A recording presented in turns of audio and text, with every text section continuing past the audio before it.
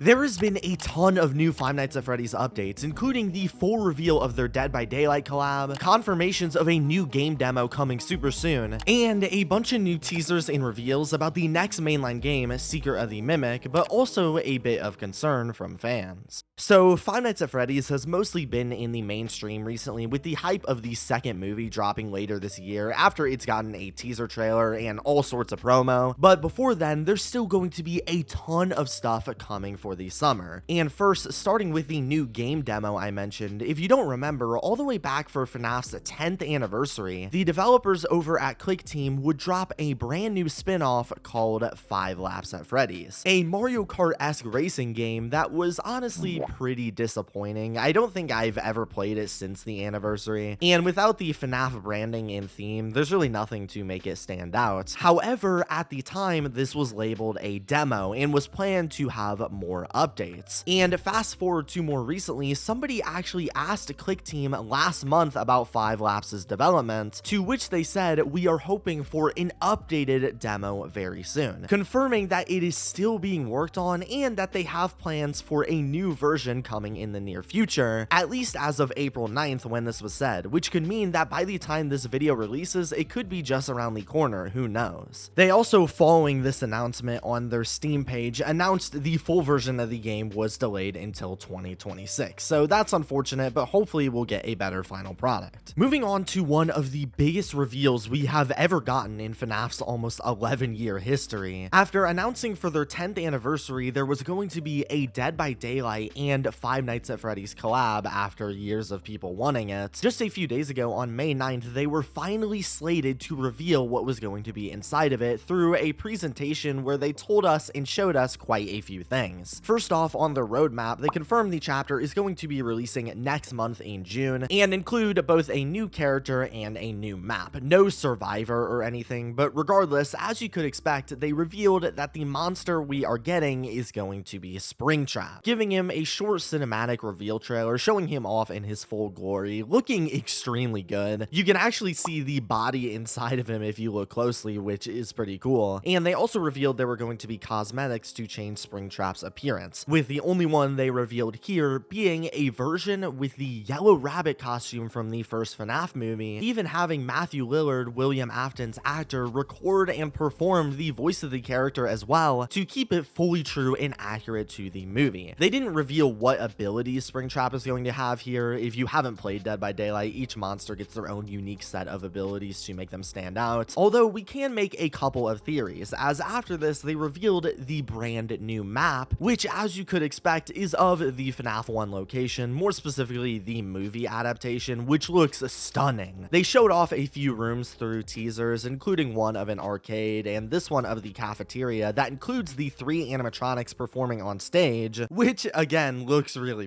good. However, what's interesting about this map to me is that during the presentation, the developers told us there would be jump scares, and also as YouTuber Johnny Blocks pointed out in his reaction, on the stage, Chica is actually missing her iconic cupcake despite having the plate it would sit on, meaning most likely either 1, the cupcake will roam around or be somewhere in the map jump scaring players, or 2, also it's possible that the reason they aren't there is because it could be a part of Springtrap's kit to use them to hunt the players down, kind of like what Chica did in the movie. That would be extremely neat. Overall, this collab basically looks perfect to what fans, including myself, have been wanting from this, and I can't complain at all. Although, if you don't remember, a couple years ago, some Roblox developers accidentally released an officially licensed FNAF Dead by Daylight Roblox clone that was quickly taken down to be rebuilt with no word about it since, and now I'm pretty confident this marks the end of that, because who'd want to play a rip-off FNAF Dead by Daylight when here we are with the real thing. Also, while editing this video, YouTuber The King interviewed the head of partnerships at Dead by Daylight, where they mentioned a couple other things. Like, for one, they said the reason for the lack of survivors is because they wanted to focus all of their efforts on the experience of Springtrap, and also said this collab has been in production for 2 years, which again makes me wonder what the purpose of that Roblox game was, but thought I'd point that out. But while that's exciting, maybe my most anticipated FNAF release in the past few years is their next mainline game, Secret of the Mimic, which for the past few weeks has been getting criticized a lot as it hasn't really been marketed marketed all that much, and it kind of felt like Steel Wool just forgot about it, honestly. However, that has all just changed. As first off, recently they started this new marketing series called Mimic Mondays, where for the past 2 Mondays, they have posted little teasers relating to the upcoming game. The first one, posted last week here, shows some poster saying, "Watch your hands, limbs replaced at employee's expense," which has led to some people thinking this might be some kind of mechanic where the player will lose their hands or something. But if you ask me, I honestly think it's just going to be a background poster very similar to what Poppy Playtime has around their games. Then for this most recent Monday, they posted one more teaser with an order slip for Murray's Costume Manor, the place we're exploring in the game with all the various creations, that tells us this order form is your receipt. It guarantees that the costumes specified below are being manufactured for you. Present this order form to the front desk 3 months after your initial order date to receive your costumes. Again, this isn't a big teaser, but it's cool nonetheless. Also, while not from Steel Wool, the 2D designs for David and Edwin Murray, who is the owner of the costume shop we're going to in the game, were revealed in a preview of the third Tales from the Pizzaplex graphic novel collection. The bigger stuff is what they revealed over the weekend, as YouTuber Dawko announced he was going to be interviewing Steel Wool themselves to talk about the game, and when this interview came, their creative director Evan gave us a ton of answers. Now, I won't go over everything in this interview, I'll leave the full 30-minute thing in the description below, but to discuss the highlights, first Dawko asked how development was going, to which they told us they were polishing up and that everything was coming together with playtesting going on right now. So that tells me things like delays shouldn't be a problem with this title. Then Dawko asked if the Ruined DLC, which essentially teased this game in its ending and was a tonal shift from Security Breach, going from bright and friendly to the darker atmosphere of the DLC, had influenced the direction of this next game, where they told us it absolutely did. It's going to be a darker tone, but also is going to be less linear than Ruin, being more of an open story path, but also still being claustrophobic, as they say. Essentially sounding like it'll take a lot of the open world concepts from Security Breach and a lot of the horror elements from Ruin and mash them together into a more condensed package. They also mentioned later in the interview that the game will be formatted the same way as Security Breach, having a mainline way to beat the game that's going to be moderately difficult, with other pathways and secrets to be found deeper that are going to feature more difficult gameplay. Dawko also asked Evan what happened to the VR version of Secret of the Mimic, because if you don't remember, the game was advertised as both a flat mode and a VR experience, even having a demo at PAX last year thousands of fans played, just for the VR mentions to be removed from all of the marketing closer to release. And Evan told us that VR actually wasn't canceled, but rather they are launching the game right now in flat mode and VR will be coming later, as it was challenging to develop both at the same time. Regarding the game's story, Dawko asked how true it was going to be to the Mimic's lore, and more specifically the books and whatnot, where Evan told us that if you've read the books, you don't know the full story, and that this was made for FNAF fans. Also saying later, when asked if the game would be accessible to new fans, that was also their goal, making it easy to understand and something everyone can still enjoy, which I love to hear because I have not read basically any of the books, and so I'm hoping this game can fill me in on what I've missed in the books and then also expand on it even further. In terms of new characters, Evan was asked if there were any ones that haven't been revealed yet, and he actually told us that there were, so that will be interesting. I assume he mostly means the different mimic forms or costumes. Throughout the interview, they also revealed a couple more new teaser posters, one here saying, "Locked out, your data diver is the key," which finally fully confirms the name of the Faz wrench looking thing we saw in the trailer, and also confirms it will be used as some kind of key, presumably to unlock doors. The second teaser shows this off more in this poster saying, "Where do you belong? Your data diver knows," with various different symbols and employee roles, which I assume are going to be different security levels we can access throughout the game to move throughout different rooms and progress. We actually see this gameplay mechanic in the trailer where when entering this room, there is this symbol, which is the security symbol judged from the poster, that would be needed to pass through, which looks like it'll be a ton of fun and will also add to the potential secrets they've been talking about, as I'm sure there's going to be optional high security rooms around the map that we won't be able to access until we have the right data diver level, so I love this idea. However, the most interesting and possibly concerning thing in this interview was when Doggo asked about how long the game was going to be, to which Evan said that the game was going to take about 8 to 10 hours for a single playthrough of the mainline version, and 15 to 20 for the more expanded parts of the game. And while at first this sounds amazing, I mean, it's seemingly going to be about as long as Security Breach, and leading up to this, there were a lot of worries that the game was going to be smaller or not as expansive as maybe we would have hoped for, which is clearly not the case. Earlier in the interview, Doggo had asked how long the development of Secret of the Mimic has been going on, and they told us that while the title was first being thrown around at some point in 2022, and ideas were being thought of while Ruin and Help Wanted 2 were being worked on, full active development didn't start until Help Wanted 2 released at the very end of 2023, meaning just about a year and a half of development time is what they're left with, which has left a little bit of the fan base pretty concerned about the potential quality of the game, since while I don't know personally too much about game development, it definitely sounds crazy for a small indie studio to try and develop such a large game with multiple pathways, an entirely new gameplay style with new characters, and also we're attempting to develop VR alongside with it up until just a couple of months ago, all in that short period of time. Other indie game studios like Poppy Playtime that I assume are similarly sized take at least a year to get out 4 to 5 hour chapters of a game that is just an expansion and not a completely new start to finish project. So naturally, there have been some quality concerns popping up and worries that maybe the game is going to drag on or feel unfinished. Although more optimistically on the other side, people have also mentioned that it's possible these numbers could be mildly exaggerated by Evan, as in playtesting and development, obviously people are going to be looking around the environment a lot or digging for stuff, which could make the game take a lot longer to beat than just trying to take the fastest approach. So who knows? Everything else about the game sounds phenomenal, and at this point, after Security Breach and how they've seemingly adjusted since for the better, I still very much trust the devs to make something good here and listen to the fans. They also mentioned at the end of this interview to stay tuned to their socials, as there's going to be more marketing coming out after this interview. They actually just dropped a new description for the game, again as I'm editing, saying, "Unravel the mystery behind the abandoned workshop of Murray's Costume Manor. Armed with only your wits and a few gadgets, you'll grapple with cryptic clues while eluding the Mimic, a shape-shifting prototype endoskeleton." So there's that, plus I'm sure there'll be a ton of other marketing, so make sure you guys are subscribed, and I'll see you soon.